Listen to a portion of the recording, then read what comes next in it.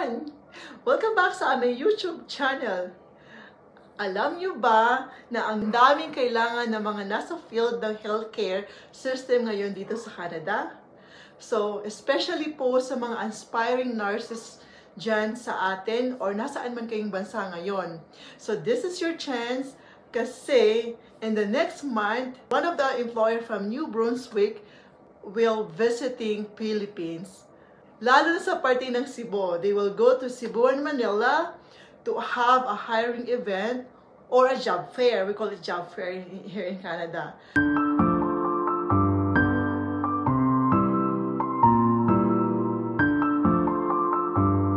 Yeah guys, that is so true. So bring your documents, prepare your documents, and go to the hiring event. I-announce po natin next time kung saan.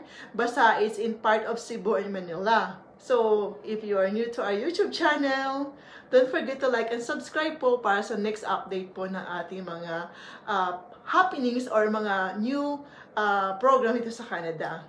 So yeah guys, there is a lot of nursing job opportunities in New Brunswick. So, pag-usapan po natin. Also, I will share some of the website kung saan kayo makakahanap ng trabaho. And also, maraming job opportunities po talaga doon na mag-fit sa inyong job experience ngayon or kung meron kayong ibang experience na matagal na, at least less than 5 years or 10 years, valid pa po yun. So dahil ngayon, nursing professionals are making a positive difference throughout the New Brunswick. Imagine, there are plenty of opportunity for registered nurses, licensed practical nurses, we call it LPNs, and personal support workers. Also guys, kasama po dito yung mga nursing aides po, or mga PSWs, kung meron kayong mga job experience na pwede yung ipa-certified na nagtrabaho kayo bilang PSW. And then, opportunity includes, this is a full-time job, also part-time and casual position in acute and community settings such as sa mga regionals, communities, hospitals. In addition to community health centers, they also offer sa mga clinics, especially sa public health, yung mga friends ko nag-work sa public health ng mga nurses, and addiction clinics, mental health services, and in the nursing home sector. Yun yung sa mga nursing home. So, ang dami-dami talagang chances, opportunities para sa inyo. I am so happy to share this with you guys kasi these opportunities are facilitated by regional health authorities and professional bodies across New Brunswick. So, kailangan talaga, ilang lahat ng credential nyo is ayusin nyo kaagad. And if you are a nursing professionals who is authorized to practice in Canada, as I said, I will share the link where you can find jobs that suit you and your experience. Kaya, I'm so excited po also in Canada na mga friends na nandito na kung if you're looking to have a permanent opportunity sa Canada, this is your chance po talaga. And please note that if you are not yet authorized to practice in Canada, or are unsure if you're qualified, you may access the navigation service for international educated nurses. We called it IENs, International Educated Nurses po. So, in there, they can provide you with the guidance in order to become qualified for these opportunities. Kaya, check out nyo po mamaya. After you watch my video, do it again, prepare your document. And in across New Brunswick communities, they have full-time, part-time, and casual positions waiting for you in the hospitals, healthcare systems, and meron pa rin sa community-based na nursing homes or health programs. And yeah guys, so maraming oportunidad na pwede yung talagang ma-applyan or mapunta kayo sa mga position na yon or sa mga base services na yon. So yeah, you may find job opportunities sa mga pagpag-usapan natin ng mga employer below. And everyday kasi ito mga employer na to, they posted new jobs position for you. So yeah, so guys, let's get going and start your nursing career here in Canada. So I am so happy to share this to you guys. And pag-usapan na po naman natin ang mga employer kung saan kayo makakahanap ng trabaho. So, visit nyo po kaagad ito. So, first employer po. Ito po yung Extramural NewBrunswick.ca. Kasi ang Extramural program, we call it EMP, it's often known as the Hospital Without Walls, provide home health services to New Brunswickers of all ages in their homes and communities. EMP provides helps New Brunswickers stay in their homes when they may otherwise have required hospitalization and helps them get home faster when they do require hospital-based care. Hospital-based care. So ito yung mga ito yung employers na nagpo-provide ng mga services na yon. So you may find jobs here. In their career sections, please visit New Brunswick Extramural program and then go to career section po. Marami pong job opportunities. I have a link. I can share it with you guys later on. I'm gonna add it in my descriptions box so you can just click it and then find the employer there. So, pangalawang employer po, the Ambulance NewBrunswick.ca. So, ENB is responsible for providing land and air ambulance services throughout New Brunswick. So, ANB has contracted with Medavie Health Services. In New Brunswick, we call it MHSNB. So, formerly known as the New Brunswick Emergency Medical Services. ANB is funded by the government of New Brunswick. So, if you are able to find jobs here, you will under the government fund employee. Yeah, you may find jobs also in Ambulance, New Brunswick/careers.